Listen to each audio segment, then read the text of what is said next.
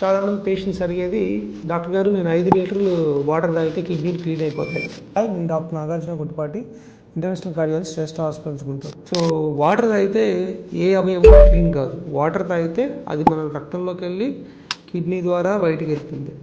So మనకి water తాగడం వల్ల ఏ అవయవం క్లీన్ అవ్వదు.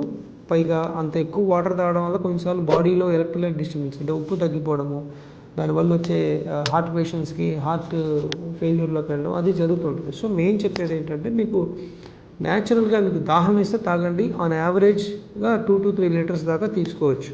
మీరు ఎండకి వెళ్ళారు, బయట పని చేశారు, బాగా చెమట వచ్చింది, ఎస్ ఇంకొక 1 లీటర్ పెంచుకోండి. సో మీకు అవసరమైనంత తాగండి. ఇట్లానే తాగాలి, ఇంతే తాగాలని ఏముండదు.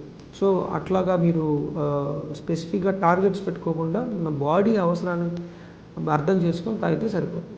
Thank you.